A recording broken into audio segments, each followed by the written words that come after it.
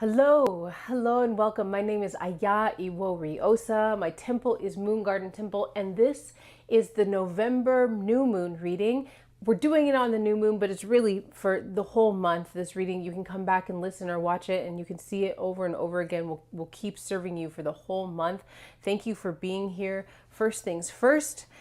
If you have anything that's in your head, your to-do list, something that hurt you today, or whatever it is that might be occupying your brain space, let's let go of that. Let's be here and be now. Any kind of energetic dirt that's on you, anything that you might be attached to, or is just on you in some kind of way that's not helping you, let's just let that go. And I always suggest, if you have distractions going on right now, if you have any sound around you, if you can hear roommates, if you're scrolling on your phone at the same time, please give yourself this time. Honor yourself by turning all those things off, moving away from any distractions that are going on right now, and just let yourself receive. As a matter of fact, when I get readings, I like to lay back and close my eyes and just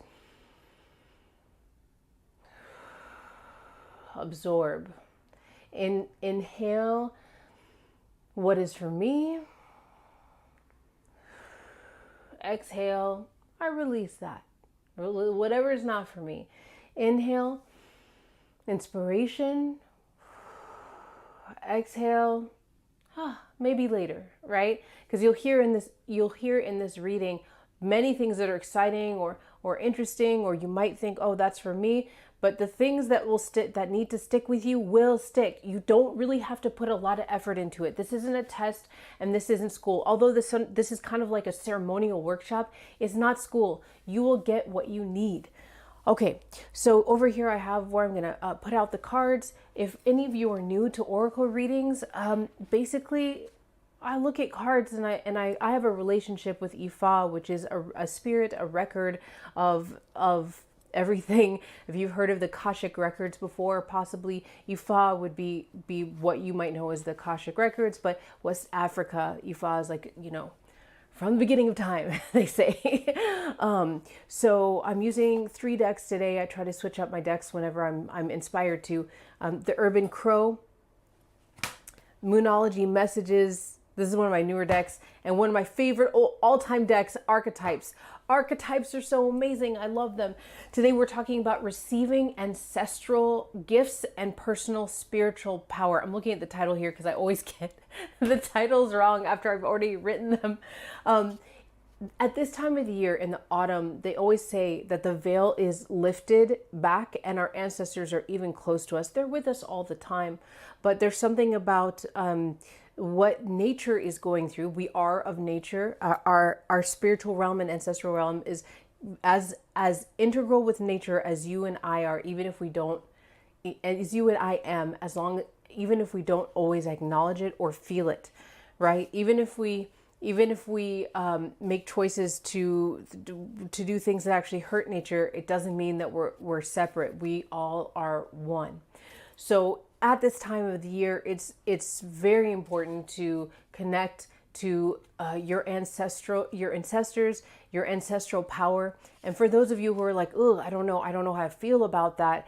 If it's because of the people you're thinking of, remember that you might have some ancestors that are scary or weird, or you don't want to connect with them, but you also have ancestors that go back so far. You had every archetype that you can imagine in your ancestry, right? But you also had witches and prophets and leaders and child caretakers and men and women and everything else. Like, you have everything in your ancestry. So remember that. But if you still feel like, oh, I don't necessarily feel like how I'm connected to, the human beings back in my ancestry, remember that as I said, we are one with nature. So that tree in your backyard is also your ancestor. Okay, this is why I love working with the moon. The moon is an ancestor. You might hear in some cultural or indigenous philosophy or spirituality that the moon is animated, in that it's personified, right? Mother Moon, I've heard grandfather moon before, right? So That's your ancestor too. So start there. Start with nature if you don't quite know how you connect in with your ancestors. Having said that, usually I get right into the cards in these readings, but I want to establish something with you that's really important to help you as we navigate through this reading. And that is your ancestors, however you view them. They are you.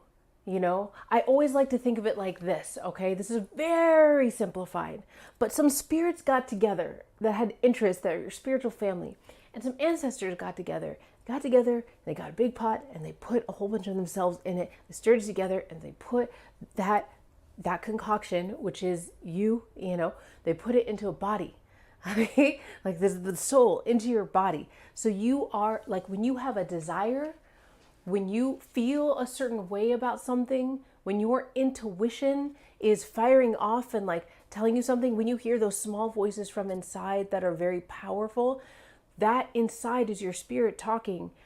Your spirit is talking because the essence of your soul, and your soul, everything that you are on the inside, is your ancestors. So even if it might be a far-fetched thing for as far as like what my connection to my ancestors is, or it might be foreign to you, just know that you are not alone.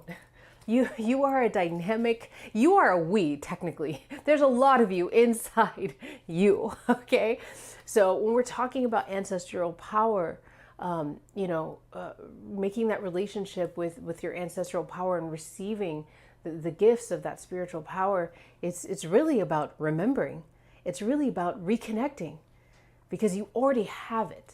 That's the thing that was taken away from us in civilization, or in colonization or civilization. That's happened to every one of us somewhere in our family line. Doesn't matter what you look like. We've all had this experience where our memory of that we are our ancestors, we are nature, is taken away. So it's a spiritual power, ancestral power, something to remember within yourself. Okay, and it does take courage to do that. So let's get started with this reading.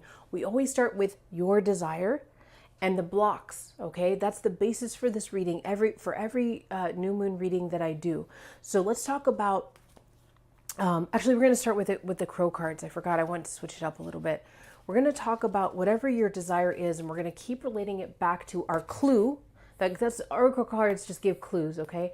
We're going to relate it back to what's on the oracle card, and then always come back to like this mode that we're in the autumn, which is the receiving, the connecting with the ancestors and spiritual power. Okay, so the first card we've drawn, and by the way, I did shuffle these cards when I was in my preparations. The first card is gifts, and I'm going to put it right here where you can see this little crow. I don't know if you know corvids or crows very well, but they do like to collect shiny things, and they do like to collect just little things. And if you have a relationship with them, they'll bring you little gifts. It's very cute. If you don't have a good relationship with them, though, they'll take stuff and dive bomb you a lot. Okay, so gifts. This is talking about your desire, what you're wishing to create, and this is very, very appropriate for the time we're in right now. Remember, I was saying, remember who you are. This is like a validation card right now. Because I was saying, remember who you are. You are your ancestors. Okay, when you're made like how you are made, you are given gifts, and with those gifts come some burdens, right? There's always something. If you have some kind of power, okay, so let's just keep calling our gifts like part of our spiritual power, and for the purposes of what we're talking about here.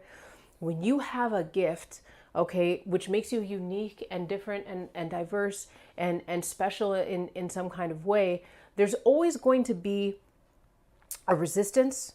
There's always going to be a misunderstanding of those who are not, those energies that are not respectful, that are challenged by, that don't understand, that are jealous of, you name it, about your gift.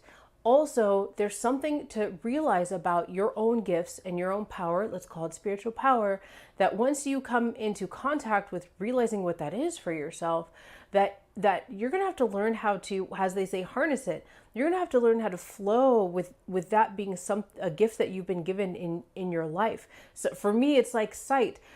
this is a good example. For me, it's like sight. I see too much. I hear the vibrations of people when they're talking, and I can hear them crying as a baby. I can see the pattern. I can see patterns that they're trying to fix very, very clearly. But it doesn't, I learned as a young kid, like, I can't just be like, it's this, this, this, and this for you. Here's a pathway to your solution, because people aren't necessarily wanting to hear it that way. They're not necessarily ready to hear it that way. So I had to learn a long time ago, don't share everything I see, right? And as a result, what happens is I sometimes hurt because I see like people going through painful situations, okay? And I see like, okay, they, that's what they need to do. Like that's their spiritual path, right? And sometimes in intimate relationships too, when you get really close to somebody, a friend or a partner, this is also something for me anyway, where I can see what's happening, but I sometimes, because of that gift, kind of bypass what the natural order of things is when it comes to two people working out their own balance, living intimately together, working together, or in collaboration with each other. So there's always like some kind of burden that comes with the gift that you want to be aware of. But right now, right here, right now, we're talking about how the desire is to really integrate and be powerful in your spiritual gift. What a great time of year. This is part of what our relationship with our ancestors is, to express gratitude, to reconnect in our family line, to receive wisdom that is oftentimes specifically for our family, and you might not have a family after you, you might be the only one, the youngest, or like the last generation or something like that.